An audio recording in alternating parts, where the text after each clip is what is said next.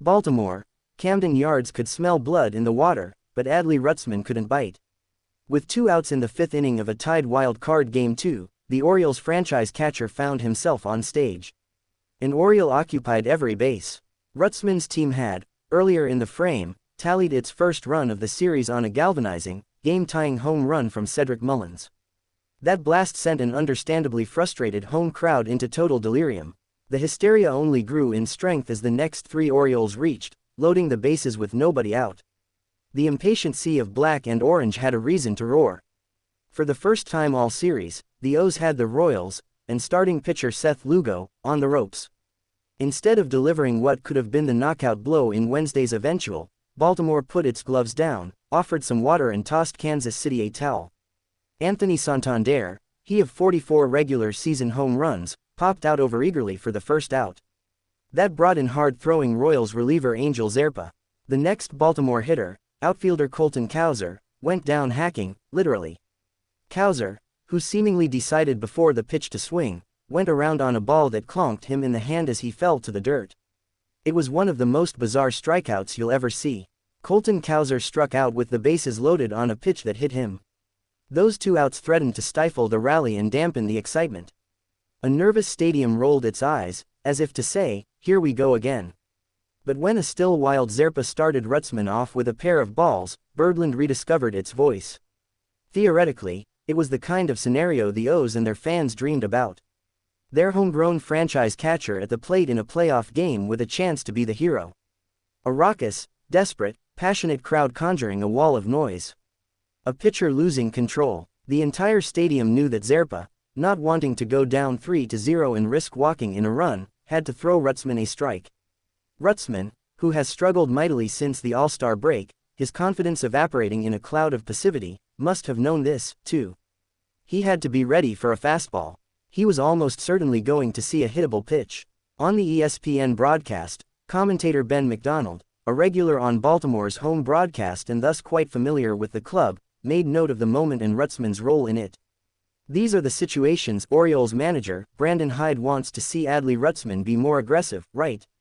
McDonald remarked in his trademark Cajun drawl. "Bases loaded, 2-0 count, go hunt that fastball.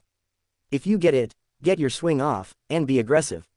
The heater came, but Rutschman, like his club had done all series, blinked in the spotlight. He couldn't pull the trigger. Zerpa's fastball zipped into the catcher's mitt, smack dab in the middle of the plate. Strike 1. Rutschman, upon taking the pitch, stood frozen in his stance for a notably long time, as if rendered to stone by regret. On the broadcast, McDonald groaned. Adley Rutschman, the Ravens' realm at Realmravens, asked after the game whether he would have done anything differently with his approach during that at-bat. Rutschman replied, "I would have gotten a hit." 2 pitches later, Rutschman grounded out sharply to Royals shortstop Bobby Witt Jr., the player taken directly after the Baltimore catcher in the 2019 MLB draft. A half-inning later, Kansas City retook the lead on an infield single from Witt. The Orioles did not threaten again, failing to even push a runner to second base over the final 4 frames.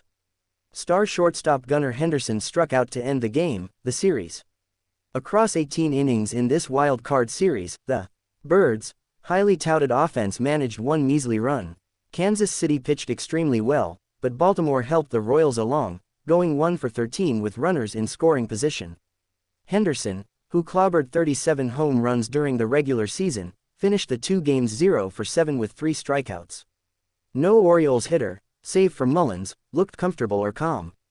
And while Rutschman's lockjaw moment was not the sole reason for Baltimore's early October exit, his 2-0 take embodied the team's downfall.